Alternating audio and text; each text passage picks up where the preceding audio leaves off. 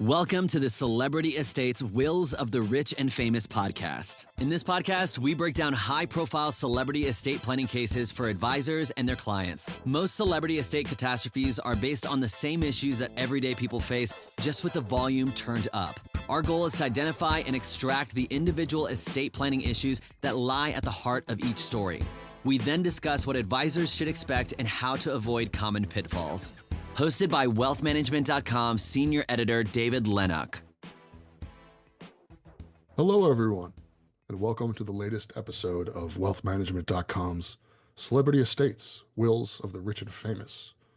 For anyone new to the podcast, in each installment, myself and a guest take on a different celebrity estate and attempt to extract some key lessons that planners can apply to their more traditional clients.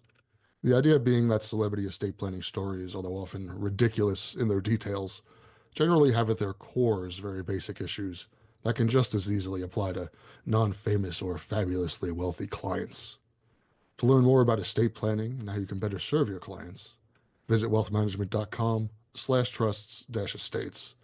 Our monthly journal features tax law updates, wealth planning, retirement planning, and much more, written by thought leaders in the industry. That's wealthmanagement.com/trusts-estates. We're joined this week by one of our longest tenured guests, Megan Gorman, who first joined us all the way back in episode 3 when this was still called the Dead Celebrity Podcast.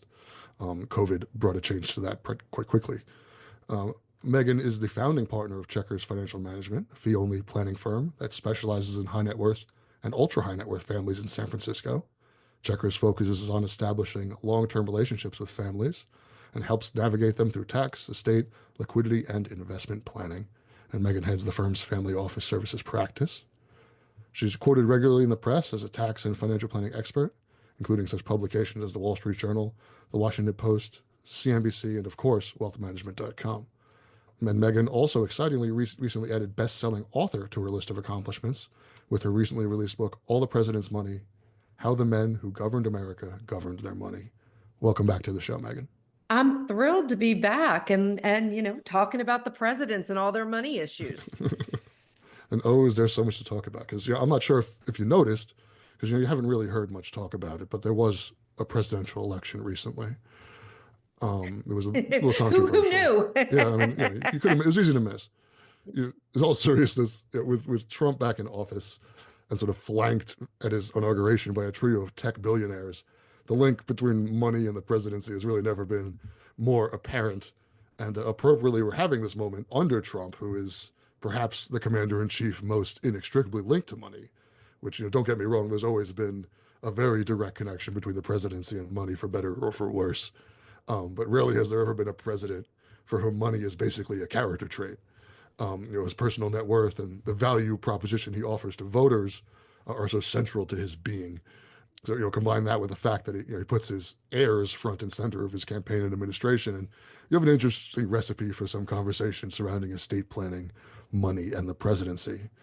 And coincidentally, Megan, as I mentioned earlier, you recently wrote a book addressing just these topics. And it's chock full of interesting stories about our presidents and their financial adventures and misadventures, some of which we'll get to in a bit, I'm sure. But let's start with a overarching question. Are there any overarching principles that you managed to identify surrounding the presidency, money, and estate planning while you were putting the book together? I think that the big thing I took away is that the presidents grapple with a lot of the same issues that we do in putting our estate plans together. And we'll get into this, but there were even some presidents who didn't do an estate plan because I think probably there was that inertia on decision making. Mm-hmm. And one of the things that I loved in coming into the research is, when we work with people today on estate planning, we often tell them to do letters of wishes, right? Sort of give them a guidepost to what they were thinking, what you were thinking when you're drafting your estate plan. And sorry to interrupt, just for our listeners who don't know, what exactly is a letter of wishes, Megan? A letter of wishes, it's not exactly legally binding, but it gives insight into how they want the money and the distributions to occur, the thinking behind it, right? And so these have become more common. However, I will tell you, everybody loves the idea of doing a letter of wishes, but not everybody does it. But when I was going through the documents, and I worked with a lot of primary source documentation, Harry Truman has long been seen as one of our poorest presidents. And it's actually completely untrue. But we didn't know this because until his daughter passed away in the early 2000s, his personal papers were kept behind lock and seal. And what the library gave me when I was working on this was a letter that Truman wrote to his wife, Bess. And Bess does end up outliving him, sort of saying, look, when you actually get through the estate, I want you to know this is a listing of our assets, and they total $750,000, and which is probably the equivalent of about $8 million in today's money. And he wanted to give her some insight into why they had so much money. And he explained to her that, look, when I was president, not only did they raise my salary and I was able to save my salary, but they had given me for 2 years this tax-free stipend that I didn't have to do an accounting for to handle our entertainment. And during Truman's time in the White House, they renovated the White House. So he didn't do any entertaining when he was at Blair House. And so he wanted her to understand this money came from a legitimate place and they actually had means, and she could find it in banks and in safe deposit boxes. And so I sort of loved this because it made him so human, right? But it also really, also impressed me on the fact that people like him were thinking about how their legacy will be perceived. And I think when we're working with clients on their estate plan, that's a really interesting viewpoint, is to think about the decisions you make in your estate plan. How do you hope your beneficiaries perceive them? And Harry Truman is a fabulous example of that. Yeah, that's a really great point. This idea of shifting the focus, because I mean, as planners, we're always focusing on what the client wants, what the the best the decedent wishes were. But when if you're going to really put together a successful estate plan, you have to think as the decedent, how is this going to affect my heirs? What are they going to have to do? And there's a lot of stories, in your book that sort of really cast that in stark relief. I think a lot of them involve overlooked wives. Actually, we have men. There's a lot of presidents were from a different time, and sort of the wives were just kind of finding out, I think, about a lot of these things in the will. As you mentioned, at least Harry Truman had sort of the decency to explain things. Right. But there were a number who were sort of just sort of drop surprises into their wives' laps. Right. And without a really lot of thinking them, about it. and a lot of them did Q-tips, right? Yeah. Qualified terminal interest property trusts. And another good example of one of those surprises, right, is Warren G. Harding. Now, David, I'm sure when I say Warren G. Harding, you think Teapot Dome scandal, and that's it, right? Yes.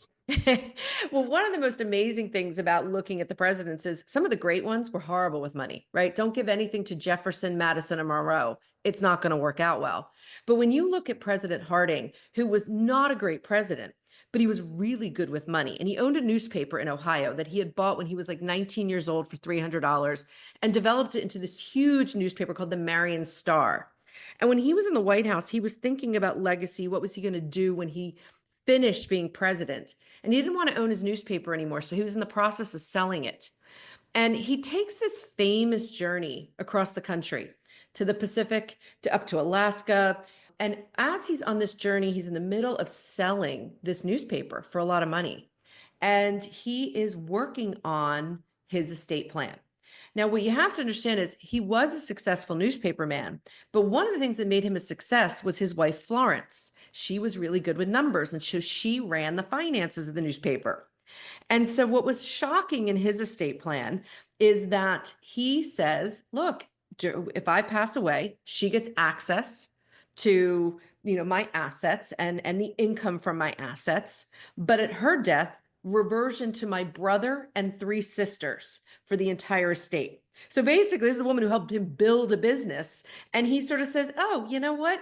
I'm going to make sure my family line is taken care of, not yours. Not yours. And this you can use it while you're alive. Exactly. And this is important because this trip, west, Harding ends up here in San Francisco at the Palace Hotel. And he, of course, dies of a heart attack and before the paper gets fully sold. And so his estate plan becomes very important here because his wife had to finish selling the business. And then she wasn't really able to get access to the assets. It was all held in trust. And then she dies a year later. So it's one of those estate plans where he drafted it himself. He did a pretty good job. He thought about those things, but he didn't really communicate it with his wife. And Hmm. it's sort of surprising to me. And we see this again and again with some of the presidents that they don't always talk about what they're going to do with their money with their spouse, which I find shocking today because I could not imagine Barack Obama or Bill Clinton or, George W. Bush getting away with that behavior. Yeah, absolutely. And just, you mentioned Q-tip trusts earlier, and just so it's clear, what Megan just said is effectively what Q-tip trusts do. It stands for Qualified Terminal Interest Property Trust. And in very shorthand, it effectively says, you can use this while you're alive, then it goes somewhere else. Exactly, exactly. And we use this a Usually it's lot, family David. homes and stuff, which I think the traditional example of something you would put in a Q-tip trust. Yeah, and a lot of times, when we do Q-tips where the spouse gets access to the asset and then reversion to the family line afterwards, we're doing it in a time where, we're trying to protect the first spouse who passes Hmm. away from their survivor, as I always joke, run off with the pickleball instructor and give the pickleball Yeah. instructor all the It's, assets. it's like But protecting the first mom from her stepkids, or yeah, it's we just exactly, want to sell that house. it's that dead hand control. So Warren G. Harding, he definitely wanted dead hand control, and he's not the only one. We see this in Eisenhower's estate plan, George Washington's estate plan. These are definitely things that these gentlemen really thought through, Mhm. in managing their money and in managing their legacies.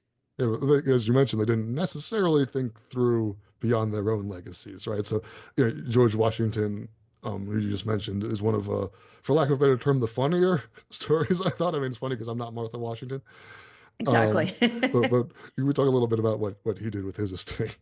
Yeah, so George Washington is a fascinating character, right? We always think of him so stoic and so on, but George Washington was someone who, even though his father had money, his brother inherited everything. So Washington, even in his father's estate, didn't even get access to an education. So Washington was self-made to a certain extent, becoming a surveyor. He was a phenomenal budgeter. And then he does something that sets a trend with other presidents, which is he marries up. He marries a wealthier woman. And so this is really important because when you become one of the wealthiest people in the United States, you're often involved with estate planning. And so Washington, over the course of his life, served as an executor for numerous estates, right? And by the way, he would make a great executor, right? So what happened to Washington is a couple of things. One, he's always very aware of money and his reputation over the course of his lifetime. And he is a plantation owner and he is a slaveholder, right? So very, morally reprehensible, but he owns 52,000 acres in the United States, from Virginia all the way up to New York and Ohio. And so he's very much illiquid during a lot of his lifetime. So there's two sort of things that happen in his estate plan. One that's positive and one that's not so good for Martha. So the positive thing with Washington is his lack of an education always sort of bothered him, right? And so over the course of his life, he made commitments to donate funds at his death to organizations to help educate orphans. And I think this is really, really an interesting side of him, right? And I feel for Washington. Who wants to hang out with Thomas Jefferson, who went to William and Mary, and James Madison from Princeton, and John Adams from Harvard, and he's not been educated? So education is very important, and we see this in his estate plan. But he also makes a big drafting error. And you have to remember, Washington leaves the White House. He goes back to Mount Vernon, and he has to manage not just his property, but Martha's dowry. Because remember, he marries up, but Martha had been previously married to a wealthy gentleman. So he had her assets as well. And Washington drafts two estate plans, and he can't decide which one to use. And so in 1799, he is out on horseback surveying Mount Vernon. It's very cold, and he ends up catching ill. And it's probably something, basically a really bad, like strep throat type illness, which today would easily be solved, but in his time was deadly. And so he's in bed sick, and he asks Martha to bring both of his wills.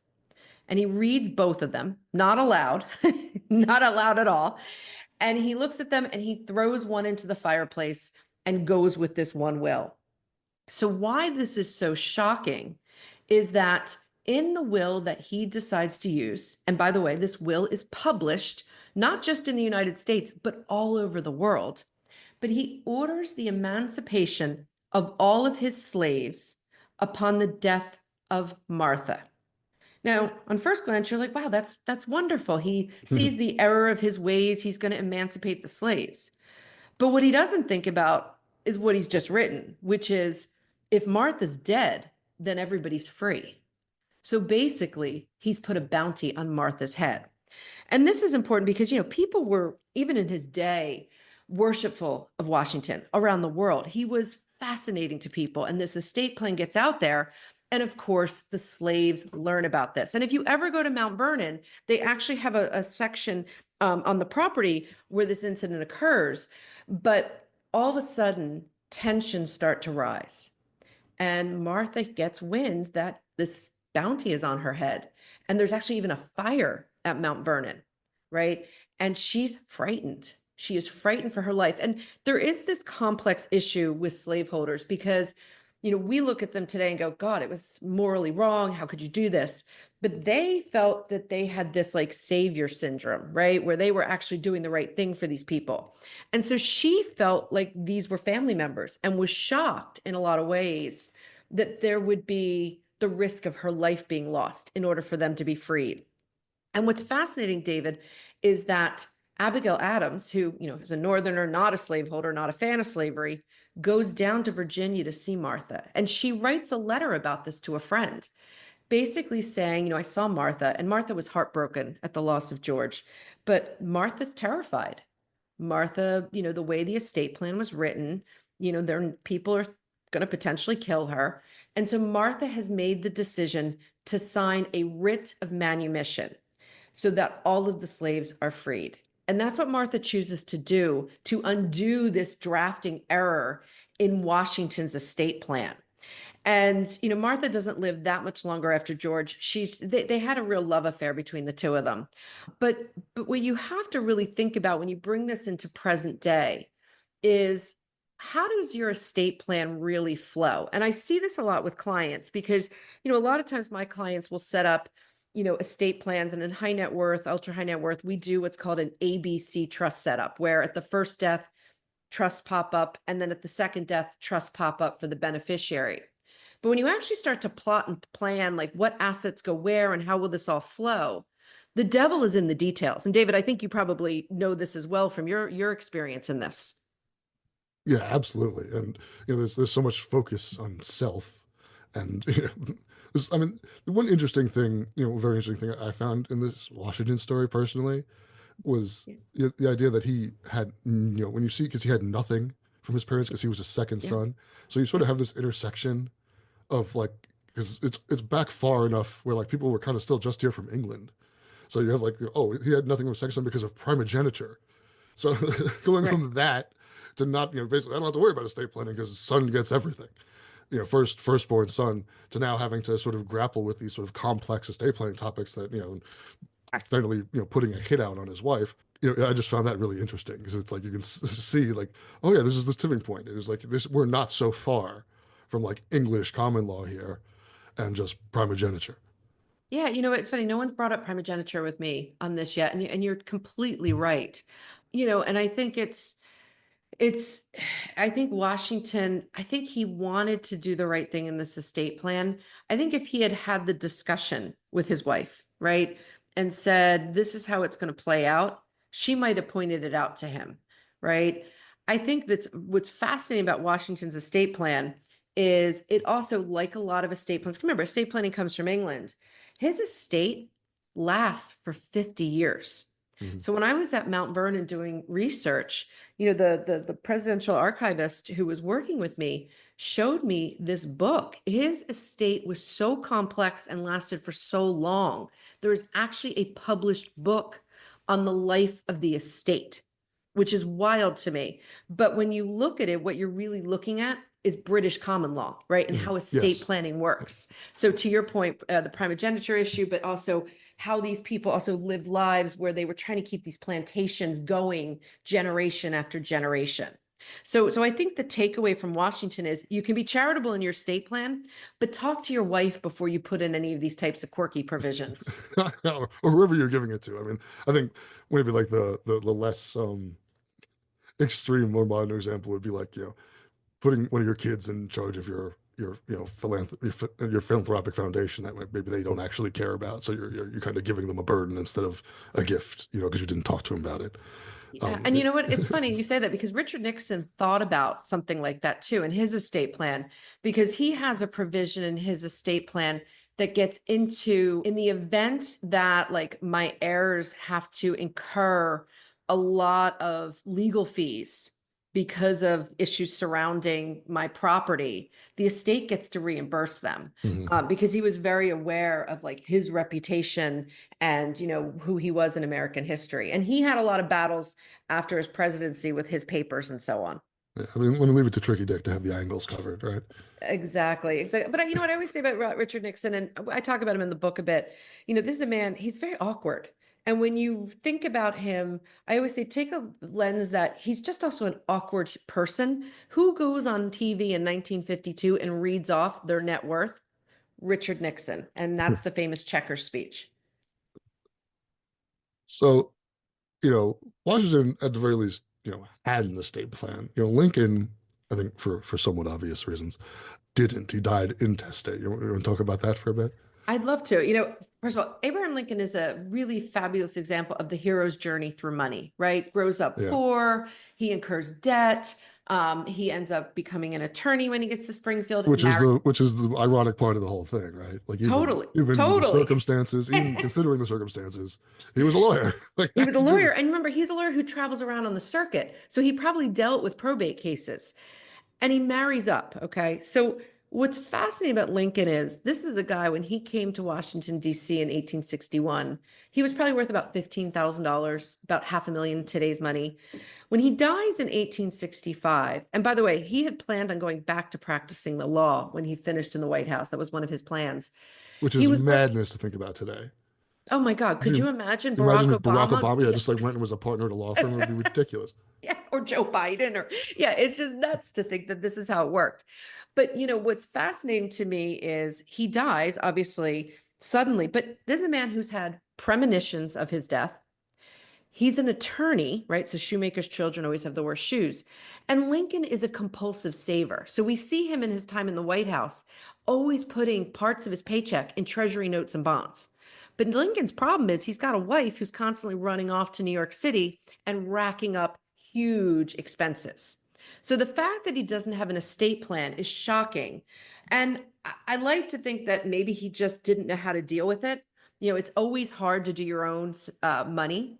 So he's killed, and Robert Lincoln, his son, basically gets to DC, realizes there's no estate plan, and calls for Supreme Court Justice David Davis, and is like, look, we don't have an estate plan. We're going to need your help. And so, the Supreme Court Justice is named the administrator of the estate and has to go and gather the assets. Now, Lincoln was interesting. Lincoln was someone who liked to loan people money. He would make loans and get the interest payments. So he was sort of funny in that sense. But they had the house in Springfield. They had all these, they had the treasury notes and bonds. And by the way, when you are assassinated, you are paid through the day you're assassinated. So he ends up getting all the assets, and it ends up being about $110,000. So this is roughly $2.5 million, really, that is the value of the Lincoln estate.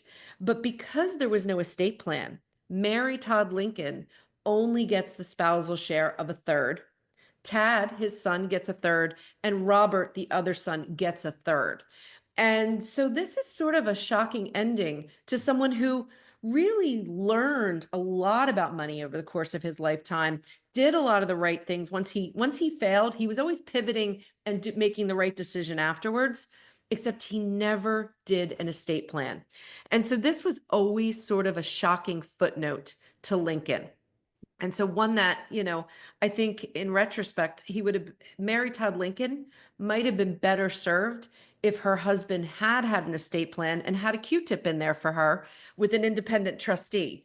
Because down the line, she does have to petition Congress for money because she starts to run out of it. Mhm.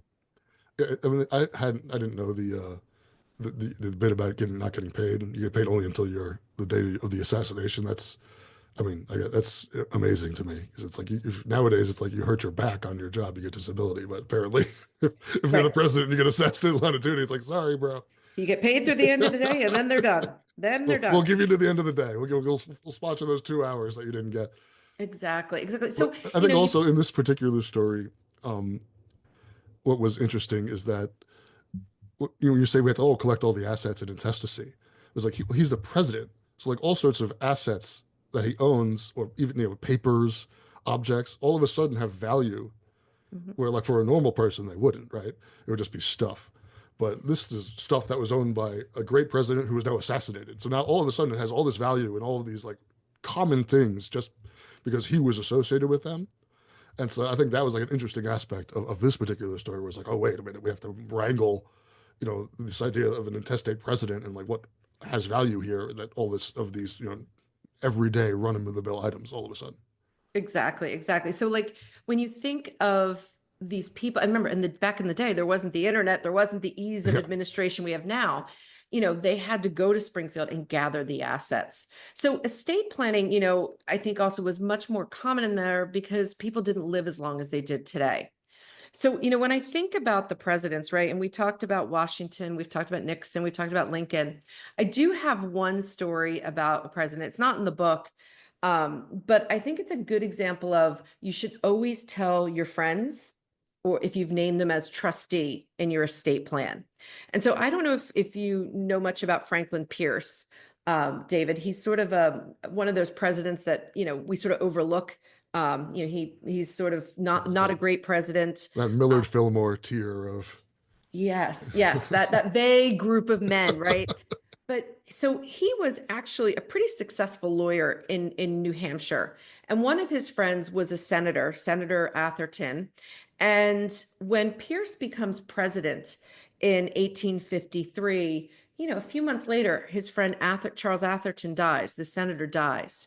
But what's shocking in Atherton's estate plan is there was a bequest in the gift of $8,000 to Pierce with an unopened envelope. So this would be like, David, somebody dies and you get an unopened envelope in the equivalent of $300,000 today. And Pierce first finds out about this because the executor contacts him. And what ends up happening is Pierce is like, look, I'm quite busy. Whatever's in the envelope tells him something. I have to decline what this envelope request is. And so he tells the executor this. Now, long story short, a few months later, Atherton's widow shows up at the White House wanting to speak to him. And she wants to know what was in the envelope. And the truth was, what was in the envelope is Senator Atherton had fathered a child out of wedlock. And so the money to Pierce was that he wanted Pierce to hold this money in trust for the child that he had, and he didn't want his wife to know. So of course, his wife ends up finding out about this. She's obviously very hurt. But this is a really good example of not an estate plan of a president, but a president being asked to participate in a estate plan and inadvertently gets this scandal out there because he declines to serve. So I always thought that was an interesting sort of insight into the world that some of these people lived in. It's so That, funny. It's like some Knives Out stuff. yeah, it's like, oh, wow, an unopened envelope. Like, who would have thought Franklin Pierce would be involved with something so, salacious? Yeah, although I will say it's not as uncommon as you'd think. My wife will kill me for saying this, but she used to work in very big law, let's say, and anytime an estate planning thing came through, because her father's an estate planning attorney, so she's always kept her ear to the ground when that would happen, because it's unusual at like huge law firms for there to be like major estate planning things, Yeah. and just you always knew it would be interesting because there was always like a secret family in the Philippines, like something like that's the reason they brought it to that giant firm. Exactly. It was pretty funny. So this sounds like one of those things where she'd come home and be like, "You will not believe." Totally, totally. And that's the thing, right? Some of their estate plans tells you a lot about who they prioritize in their life. Yeah. Why they prioritize that person. And if looked at the wrong way, could give people a very different impression of what that person was trying to achieve. So we're sort of running up against the end of our show here, Megan. So I'd like to thank our guest, Megan Gorman, for coming on and sort of talking about her book and talking about this sort of, I guess, suddenly very relevant connection between presidents and money. Thanks so much for coming on, Megan. Thanks for having me on. It's been fun. And once again, the book is All the President's Money: How the Men Who Governed America Governed Their Money.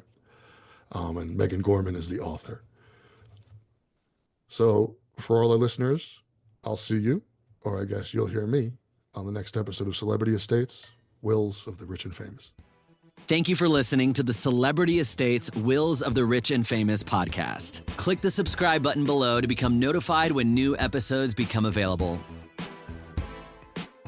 The information covered and posted represents the views and opinions of the guest and does not necessarily represent the views or opinions of Informa WealthManagement.com. The content has been made available for informational and educational purposes only. The content is not intended to be a substitute for professional investing advice. Always seek the advice of your financial advisor or other qualified financial service provider with any questions you may have regarding your investment planning.